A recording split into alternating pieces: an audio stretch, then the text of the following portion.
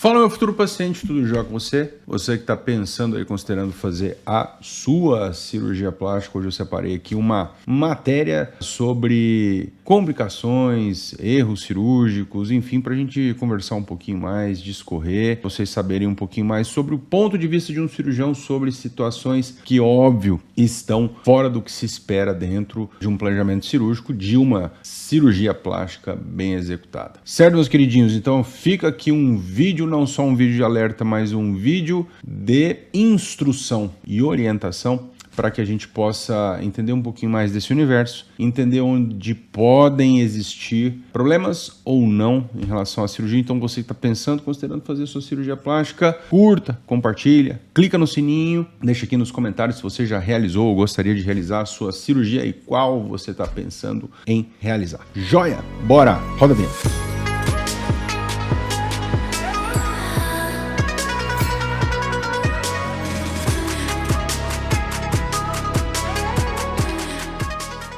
Queridos, aqui na verdade eu separei uma matéria, uma matéria que foi ao ar já acho que foi em 2019, tá? Já tem um bom tempo já essa matéria, sobre denúncias em relação a erros técnicos em cirurgia plástica. Foi uma matéria que foi ao ar pelo SBT, tá? Então vamos aqui começar para a gente conversar um pouquinho mais a respeito. O Ministério Público no Paraná investiga pelo menos 120 denúncias de erros médicos em cirurgias plásticas oferecidas a baixo custo por uma ONG no estado e em São Paulo. Mais difícil... Queridos, primeira coisa, ONG que vão oferecer cirurgias a baixo custo. Primeira coisa, precisa se entender o propósito, o porquê, né? Qual o objetivo de uma ONG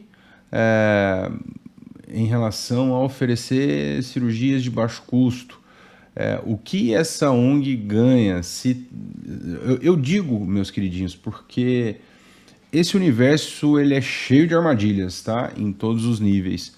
Então, muitas vezes o paciente não faz a menor ideia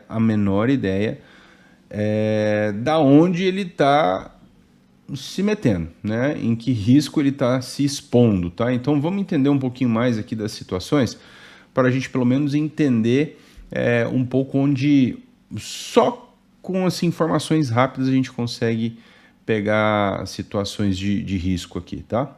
O que conviver com os seios grandes de antes é sentir-se deformada para sempre.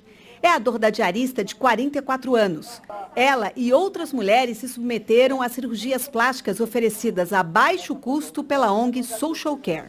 Eu não tenho nem vontade de me olhar no espelho. Uma cicatriz horrorosa, parece que eu fui queimada, arrancaram minha pele fora. A redução de mama custou cerca de R$ 4.500. Queridos, vamos lá. Primeira coisa, assim... a gente só pega por valor uma cirurgia de redução de mama, R$ 4.500. Deixa eu só levantar aqui para vocês terem uma ideia, isso, valor médio de hospital, R$ 4.500 hoje, basicamente nem o hospital se paga, tá?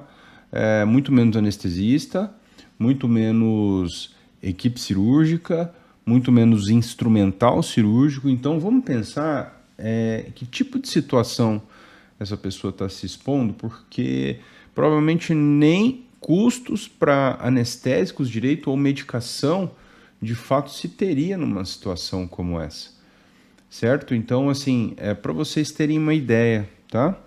Hospitais com boa estrutura, dificilmente numa cirurgia de redução mamária, uma cirurgia de 3 horas, 4 horas, só hospital, tá?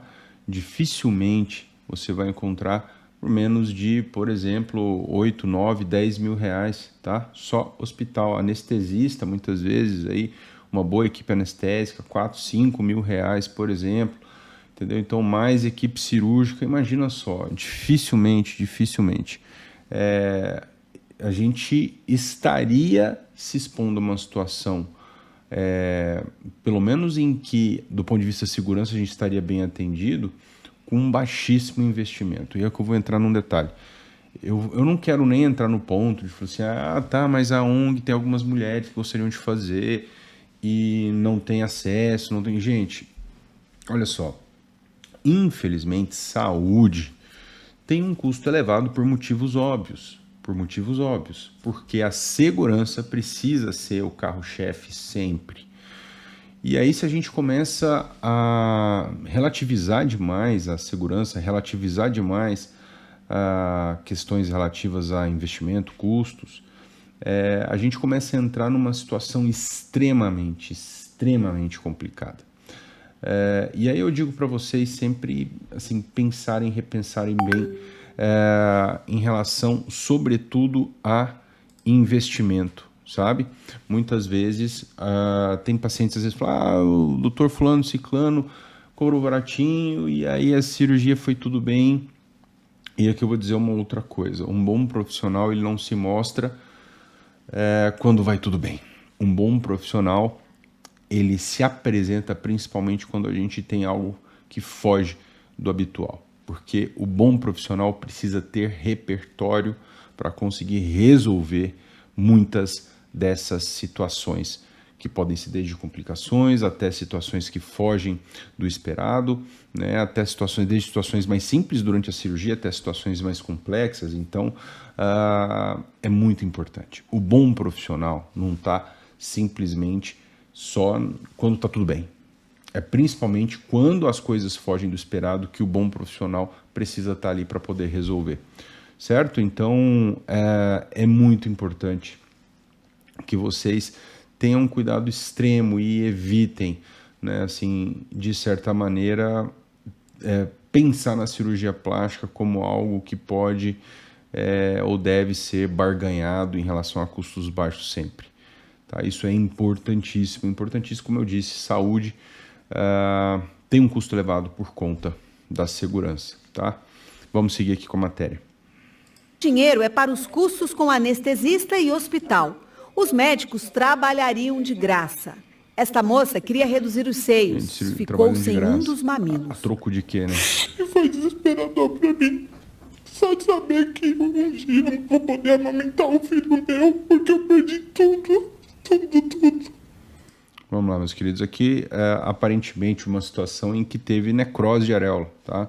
Necrose de areola existe. Necrose de areola é uma complicação técnica, é uma complicação cirúrgica, não é erro médico, muitas vezes não é, na imensa maioria não se trata de erro técnico, de erro médico, até porque existem, do ponto de vista de literatura, situações em que a gente vai ou pode encontrar um índice de necrose de areola até que pode chegar por volta de 40%, 50%, por exemplo, situações em que o paciente tem uma mama extremamente pesada, situações em que, por exemplo, a gente tem a mama com um volume muito grande, que a gente chama de gigantomastia. Nessas situações acaba tendo um risco mais elevado dessas complicações, somando-se a isso paciente acima do peso, somando-se a isso paciente sem uma boa orientação no pós-operatório, sem equipe capaz de acompanhar, acaba virando uma bomba relógio, né? Uma bomba relógio no sentido de, muitas vezes a gente, pelo volume, certamente, imagina, R$4.000, o volume que se deve gerar numa situação como essa é basicamente impeditivo para uma boa assistência. Imagina um cirurgião aí que, num caso como esse, vai fazer 4, 5, 6 cirurgias, a troco de quê num dia? Não vai ter a mínima condição de prestar uma boa assistência a essa paciente no pós-operatório. E aí, enfim, é uma circunstância muito favorável à tragédia, né? Como eu disse, necrose de areola existe, necrose de areola é uma complicação catalogada, tecnicamente, como eu disse a vocês, não é algo que configura erro médico, mas, como eu falei para vocês, o bom cirurgião precisa estar presente nessas situações para resolver.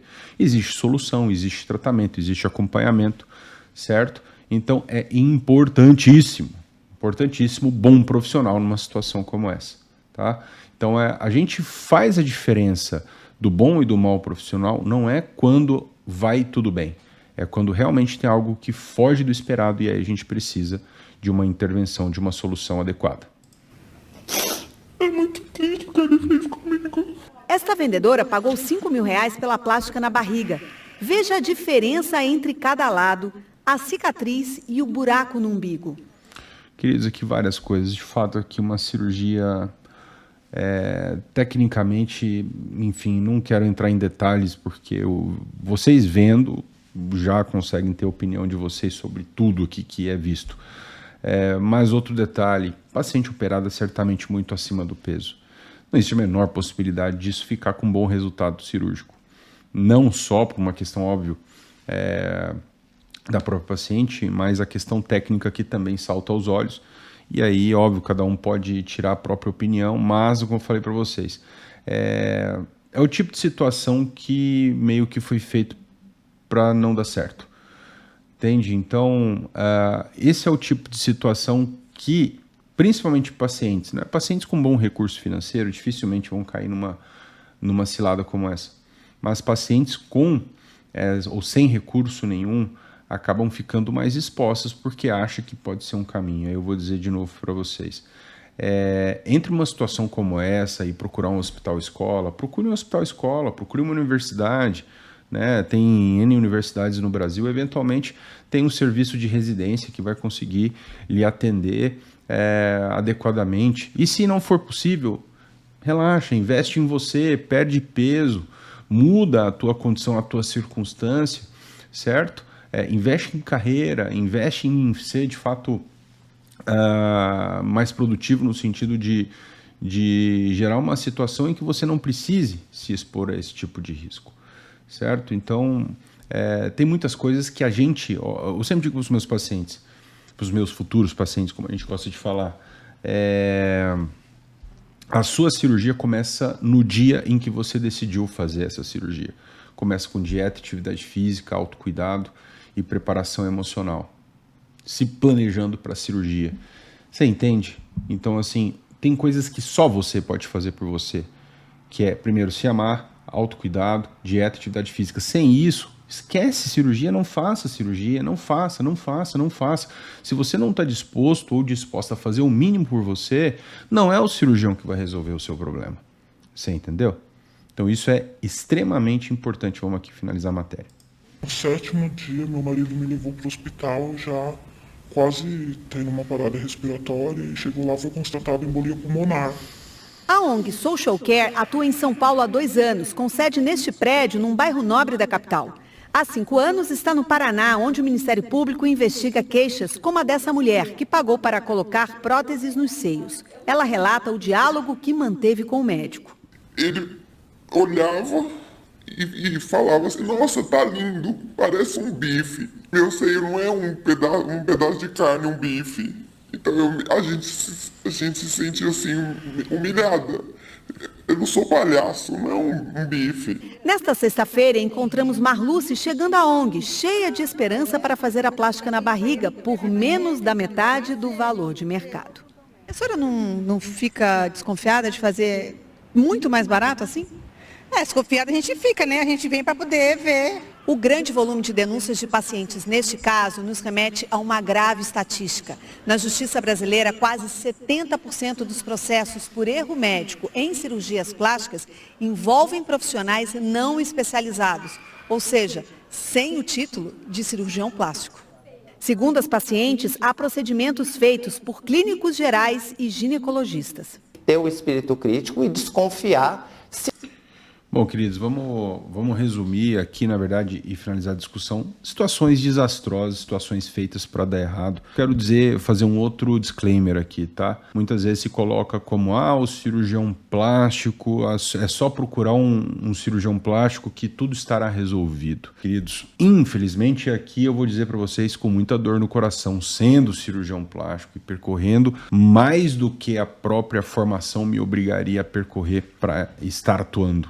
Infelizmente, somente um título de cirurgião plástico não garante absolutamente nada. Existem milhares e milhares de perfis de profissionais, vocês precisam entender cada um dos perfis. E aí é, de fato, um certo alinhamento humano, tá? Por isso a consulta é muito importante, muitas vezes até a rede social é importante para você captar esses detalhes do perfil, do jeitão do seu cirurgião, certo? Porque, como eu disse a vocês, infelizmente, até do ponto de vista técnico, tá? O título título ele não garante absolutamente nada. O título, aqui ainda mais sem título, eu não quero nem entrar nesse detalhe, porque sem título é loucura. Mas mesmo com título, você não está salvo de, digamos, de uma má assistência, você não está salvo de um profissional não tão adequado, vamos colocar assim. Então é importantíssimo. Doutor, então como é que eu escolho? Primeira coisa, cuidado com o preço. Sim, cuidado com o preço. Doutor, mas a minha amiga, o fulano ciclano, fez com um cirurgião que era o mais caro e não deu certo. Olha, não quer dizer nada que daria com um outro profissional. E outra coisa, a questão, como eu disse para vocês, o bom profissional ele se mostra na assistência, tá? O valor ele é uma das referências, mas ele não é a única, tá? É o trato humano, equipe, certo? Assistência, conhecer pessoas que já passaram pelo processo e entender um pouco do perfil. Cuidado, certo? Porque de fato, como eu falei para vocês, não existe uma situação que você vai estar 100% a salvo de tudo. Mesmo um melhor profissional do universo, a cirurgia tem lá as suas limitações, desde limitações técnicas até limitações de fato de segurança. Tem coisas que a medicina não consegue resolver, por mais que seja cara, por mais que seja de alto investimento, tem situações que não são tão matemáticas assim. Muito embora a gente diminui ou reduza absurdamente ou drasticamente a chance de problemas, se a gente tem um pré-operatório adequado, se a gente tem uma boa equipe cirúrgica, se a gente tem um bom hospital para uma boa assistência, então a gente acaba reduzindo muito a chance de problema. Agora, é importantíssimo que você, principalmente se ocorrer algo que não esteja dentro do esperado, tenha acesso a uma boa assistência, porque é aí que vai fazer a diferença, certo? E muitas vezes não é só o cirurgião, é equipe.